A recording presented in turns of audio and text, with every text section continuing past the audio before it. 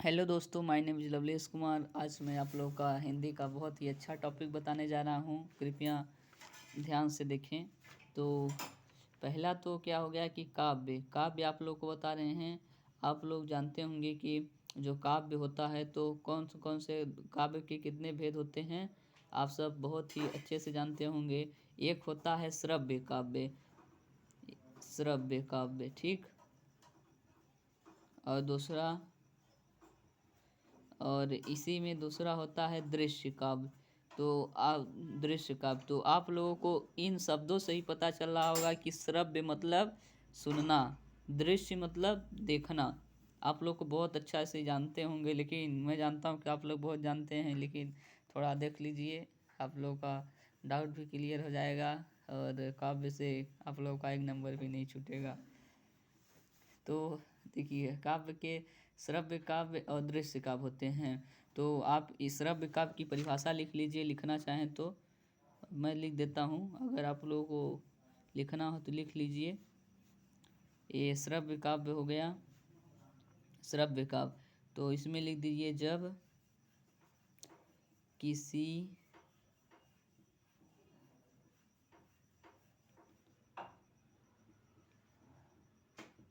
लिख लीजिए, जब किसी छंदमयी रचना का आनंद सुनकर या पढ़ कर लिया जाता है। तो जब किसी छंदमयी रचना का आनंद पढ़कर, श्रव्य मतलब आप पढ़कर या सुनकर लिया जाता है तो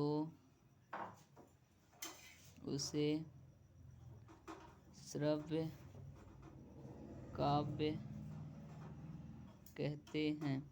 तो देखिए, मैं आप लोग को बताना चाहूँगा, क्योंकि अब देखिए, हम इसलिए यहाँ ऐसा लिखा दे भी आप लोग को अच्छे दिख रहा होगा कि जब किसी छंदमयी रचना का आनंद पढ़ कर या सुन कर लिया जाता है तो उसे श्रव्य काव्य कहते हैं। तो इसको आप एकदम और अपने भाषा में लिख सकते हैं कि जब किसी रचना को या काव्य को जब पढ़कर या सुनकर जो आनंद लिया जा सकता है उसे श्रव्य काव्य कहते हैं। यहाँ छंदमयी ज़रूरत नहीं है, लेकिन आप छंदमयी अब जानते हैं कि कोई भी जो काव्य होता है तो छंदों से रहित ही रचा जाता है। तो अब आप लोग को श्रव्य काव्य हो गया। तो श्रव्य काव्य, जैसे श्रव्य काव्य के अंतर्गत आप लिख सकते हैं, जैसे रामचरितमानस हो गया, बहुत ही अच्छा उदाहरण जिसे आप लोग सब जानते होंगे। रामचरितमानस, ठीक।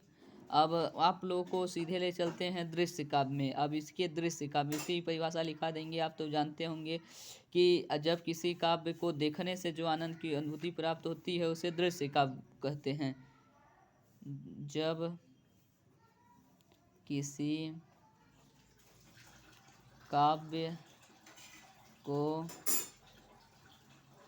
देखने से जो आनंद की अनुभूति प्राप्त होती है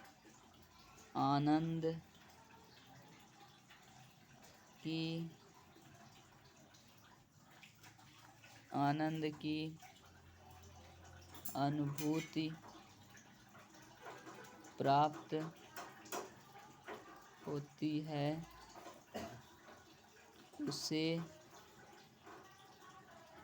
दृश्य काव्य कहते हैं। एग्जाम्पल, जैसे चंद्रगुप्त नाटक हो गया। देखिए आप लोग उदाहरण बहुत अच्छे से याद होगा। देखते हैं कैसा मिल जाता है चंद्रगुप्त नाटक। तो ठीक, अभी हमारे रूम के बगल में कुछ काम चल रहा है, इस वजह से हल्ला आ रही होगी थोड़ा सा। तो और अब आप लोग को काव्य देखिए, स्क्रीनशॉट ले लीजिए, अभी बढ़िया दिख रहा होगा आप लोगों को, क्योंकि थोड़ा हमारे पास अभी स्टैंड अवेलेबल नहीं है, इसलिए नहीं रख पाते हैं मोबाइल सही से।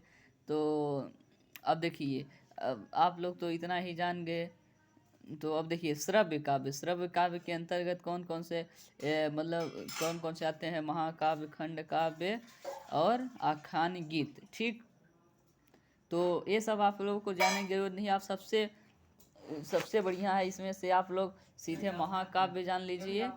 और नहीं, महाकाव्य महाकाव्य और खंड काव्य में अंतर बहुत इम्पोर्टेंट है। अभी मैं आप लोग को अंतर एकदम अच्छे से लिखवा दे रहा हूँ। महाकाव्य महाकाव्य एवं खंड काव्य में अंतर। अभी तो मैं लिख नहीं रहा हूँ, लेकिन आप लोग को लिखवा दूंगा। अभी भी लिखूंगा, लेकिन आप लोग पहले इसको एक बार समझ लीजिए। देखिए, जो महाकाव्य होता है, तो पहले क्या होता था कि जैसे आप भी कभी पढ़ते, मतलब आप कभी कहानी पढ़ते हैं, और जैसे कहानी पढ़ते हैं तो कहानी बड़ा सा दिया रहता है, जबकि कविताएं छोटी सी दी रहती है ना। ठीक उसी प्रकार जैसे महाकाव्य हो गया और खंड काव्य हो गया। तो आप महाकाव्य बड़ा है तो उसको क्या लिख सकते हैं, ये सब जो क्या है, जो पहले लेखक जो लिखा करते थे, तो अगर किसी भी विशेष व्यक्ति का दर्शन करके तो लिखते थे। तो देखिए, तो आप लोगों को पहला अंतर इसमें पता ही चल जाएगा कि जो महाकाव्य है, तो महाकाव्य में क्या होता है, संपूर्ण जीवन का वर्णन होता है, उसके भाव पक्ष, कला पक्ष, सब का वर्णन होता है। और जबकि जो खंड काव्य होता है, किसी एक पक्ष के, जैसे जैसे कि अभी हम मान लीजिए सूरदास की बस अगर भक्ति बस करें तो खंड काव्य के अंदर आ जाएगा। अगर सूरदास की भक्ति और रचनाओं क्या करते थे, कहाँ कैसा फलाना ठिकाना, ये सब किस में आ जाते हैं, महाकाव्य में। तो ये सब नहीं लिखना है आपको। मेन टॉपिक लिखवा दे रहे हैं 3-4 ठो अंतर, जिससे आप लोगों को पूरा मार्क्स मिलेगा। चिंता मत करने, कोई बात नहीं है। और बहुत सरल लिखवाएंगे। इसका आकार क्या होता है, महाकाव्य का आकार बड़ा होता है, इसका आकार बड़ा होता है। महाकाव्य की तुलना में इसका आकार क्या होता है, छोटा होता है। ठीक,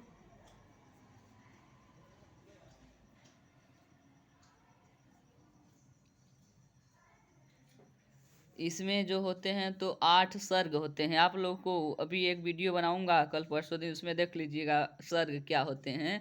इसमें क्या होते हैं, 8 सर्ग होते हैं।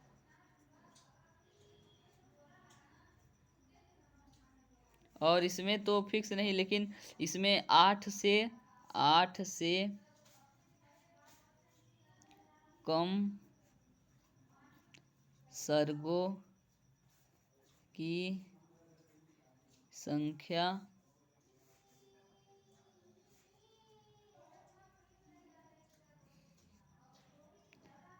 आठ से कम सर्गों की संख्या होती है। इसमें क्या होता है, जो कथा वस्तु होता है, जीवन चरित्र तो विशद होता है। इसमें कथा चरित्र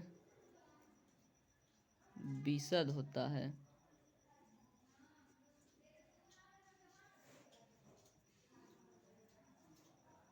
इसमें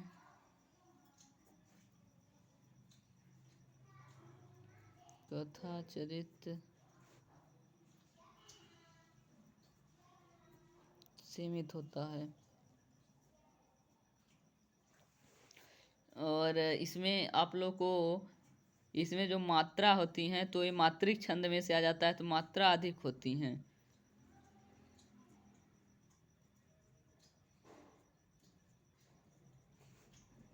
इसमें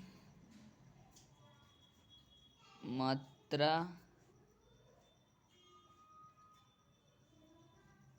कम होती हैं। अब जो मैं यहाँ पे लिखा हूँ कि इसमें अधिक होता है, मतलब महाकाव्य की अपेक्षा कम होता है। ठीक, आप लोग स्क्रीनशॉट ले लीजिए, भी आप लोग को बढ़िया दिख रहा होगा एक स्क्रीनशॉट। ठीक है, अब क्योंकि मैं 4 टॉपिक लिखवा दिया हूँ, क्योंकि अब क्लास 12th और 10th का सबका 4 नंबर के ही क्वेश्चन आएंगे, इससे अधिक नहीं आएंगे। तो अब एक इम्पोर्टेंट और काफ़ी कुछ महाकाव्य लिख लीजिए आप एक साइड। जैसे यहाँ पे आप लोग को हो गया, मैं अगला पेज में बता देता हूँ, आप लोग उतार लीजिएगा अच्छे से। तो देखिए, इस साइड लिख देते हैं महाकाव्य, और इधर कौन रचे, रचनाकार, ठीक, महाकाव्य और रचनाकार। और इधर आप लोग को पहले इसको लिखवा लेते हैं, फिर वो खंड काव्य लिखवाएंगे। तो देखिए महाकाव्य जो है, तो महाकाव्य आप सब जानते हैं जो बहुत बड़ा होगा तो ही तो महाकाव्य होगा। रामचरितमानस तो आप सबके घर में होगा। तो रामचरितमानस क्या है, रामचरितमानस क्या है, महाकाव्य है। तो आप सबके घर में होगा तो आप जानते ही होंगे उसको। तो आप बहुत ही अच्छे से जानते होंगे कि इसकी रचना महाकाव्य की किसने की, तुलसीदास, ठीक, तुलसीदास की। और आप सुने होंगे कि जो मैथिली शरणागुप्त थे एक साकेत रचना किए थे जो बहुत उनका प्रिय रचना था। तो ये देखिए इस साकेत महाकाव्य है। और मैथिली शरणागुप्त तो आप सब जानते होंगे कि यही लिखे थे, गाना वगैरह में भी सुनते होंगे।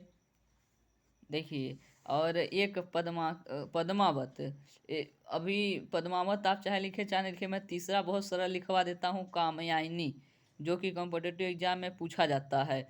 तो कामयानी के रचयिता आप सब जानते होंगे, जयशंकर प्रसाद, फेमस फेमस कवि हैं, यही कामयानी की रचना की जो महाकाव्य है, ठीक। तो आप लोग को 3 ठो लिखवा दिए, महाकाव्य और रचनाकार। और आप लोग को अब सीधे ले चलते हैं खंड काव्य का। तो खंड काव्य का उतना जरूरी नहीं है लेकिन आप लोगों को जानना चाहिए। तो उदाहरण जैसे देखिए, जैसे खंड काव्य क्या हो गया, खंड काव्य के कुछ उदाहरण यहाँ पे लिख देते हैं। खंड काव्य जैसे पंचवटी हो गया, पंचवटी कौन रचे थे, मैथिली शरणागुप्त नहीं, पंचवटी जैसे हो गया तो मैथिली शरणागुप्त, मैथिली शरणागुप्त ये क्या हो गया, खंड काव्य हो गया। और आप सब जानते होंगे कि सुदामा चरित्र, सुदामा चरित्र भी क्या है, सुदामा चरित्र, सुदामा चरित्र नवरत्न दास, नरोत्तम दास, नरोत्तम दास जी इसके रचना थे। तो आप इतना बहुत अच्छे से जान गए होंगे। मैं उम्मीद करता हूँ कि आपको यह हमारी वीडियो समझ में आ गई होगी। अगर समझ में आ गई हो तो लाइक और सब्सक्राइब करें। धन्यवाद। आज की वीडियो में इतना ही। आप लोग के लिए बहुत अच्छा वीडियो बनाएंगे। शुक्रिया। आपका दिन मंगलमय हो, आप टॉप कर दें, जिस क्लास में हो, MP नहीं इंडिया टॉप करें। धन्यवाद।